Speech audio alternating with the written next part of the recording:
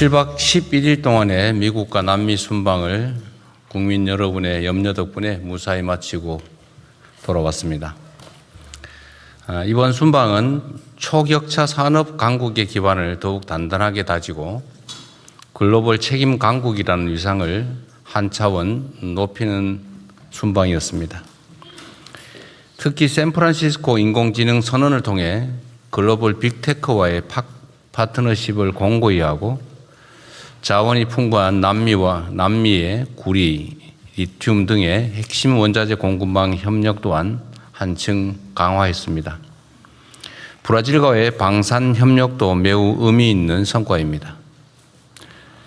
지금 세계 각국은 국가의 명운을 걸고 국익 총력전에 나서고 있습니다. 이런 때일수록 우리 스스로 가진 첨단 제조 역량을 더욱 고도화하고 이를 지렛대 삼아 다양한 국가와의 수평적 협력 네트워크를 보다 폭넓게 구축해야 될 것입니다. 이번 순방이 대한민국의 더 나은 미래를 개척하는 또 다른 밑거름이 되고 무엇보다 국민 삶의 실질적 개선으로 이어질 수 있도록 관계부처 장관님들께서는 빠르고 차질 없는 후속 조치를 취해 주시길 바랍니다.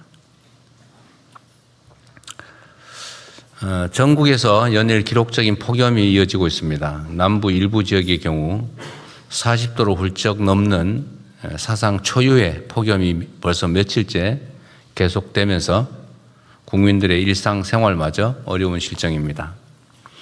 극심한 폭염으로 5월부터 지금까지 발생한 온열 환자가 2,000명에 가깝고 사망자도 16명에 이르는 등 상황이 매우 위중합니다. 돼지, 닭 등 가축과 양식 어류의 집단 폐사, 농작물 피해 같은 재산 손실 또한 매우 큽니다. 더 큰 문제는 기상이변으로 극한적인 날씨가 앞으로 상당 기간 지속될 가능성이 높다는 점입니다. 현 상황을 국가 재난사태로 보고 국민 삶을 보호하기 위해서 총력을 기울여 필요한 조치를 빠르고 빈틈없이 추진해 주시기 바랍니다. 무엇보다 시급한 일은 국민의 생명을 지키는 것입니다. 쪽방촌 주민과 독거노인 등 취약계층 지원책을 한 번 더 세심하게 살펴주시고 옥외 작업장과 밀폐 공간에서 일하는 노동자의 안전관리 역시 꼼꼼하게 챙겨주시기 바랍니다. 특히 노동자들의 작업 중지권이 실질적으로 작동될 수 있도록 현장을 집중 점검해야 되겠습니다. 폭염 쉼터의 추가 확충 그리고 이용률 제고에도 힘써야 될 것입니다. 피해 집중 지역에 대한 특별교부세 등 중앙정부 차원의 재정 지원과 함께 가뭄 농가에 대한 긴급 용수 대책도 서둘러야 될 겁니다. 냉방수요 폭증에 따른 전력 수급 문제도 선제 점검해야 되겠습니다. 우리 기후부가 잘 챙겨주기 바랍니다. 극한 기후의 일상화에 대응해서 재난 시스템을 근본적으로 재설계하는 노력도 필요합니다. 폭염에 대한 범국가적 위험 인식을 한층 더 높여야 할 때입니다.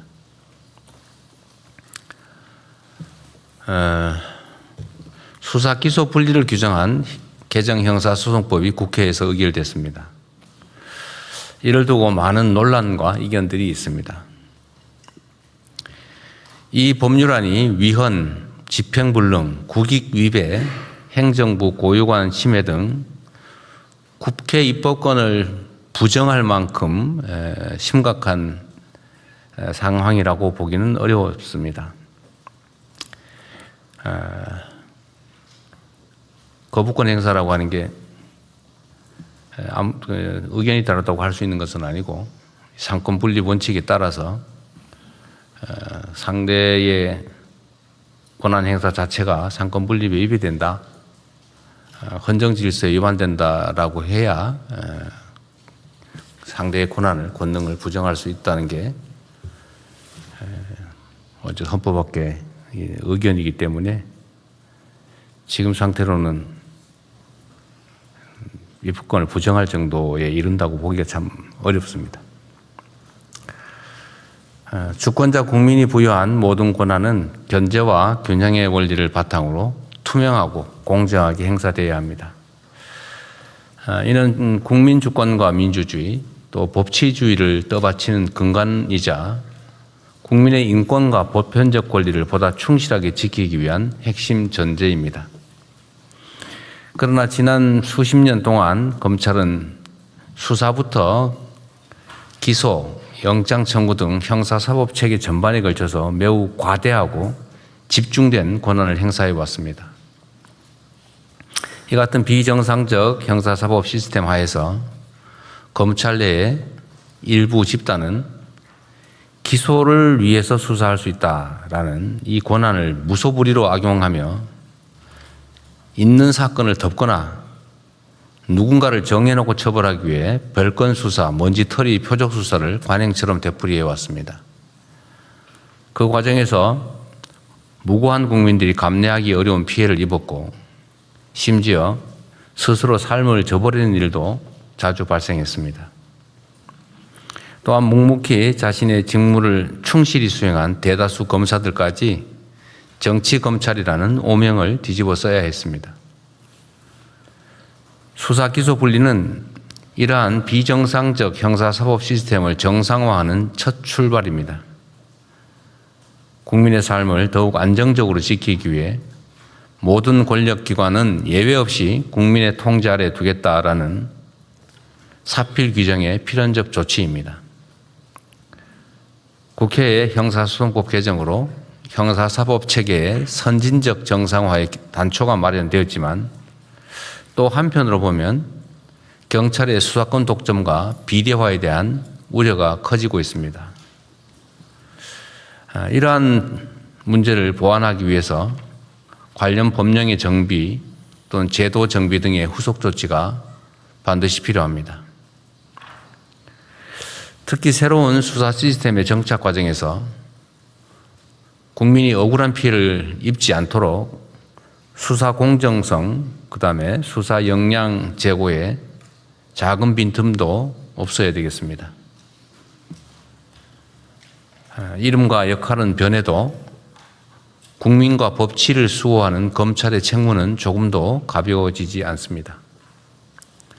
검찰은 대표적인 공익의 대표자인 만큼 인권 수호자로서의 책임을 보다 충실히 수행해 국민 모두의 검찰로 거듭나기 바랍니다. 민중의 지팡이인 경찰 역시 뼈를 깎는 자세로 내부 비리 근절과 피해자의 실질적 보호, 민주적 통제 강화에 총력 매진함으로써 믿음직한 국민의 경찰로 거듭나기 바랍니다. 개혁은 가죽을 벗긴다라는 의미입니다. 한 번의 제도 변경으로 쉽게 종결되는 그런 개혁은 세상 어디에도 없습니다. 국민의 눈높이에서 원래 취지대로 변경된 시스템이 제대로 작동하는지 세심하게 점검하고 부족하거나 잘못된 부분이 있다면 신속하고 과감하게 그리고 철저히 보완하도록 하겠습니다. 이상입니다.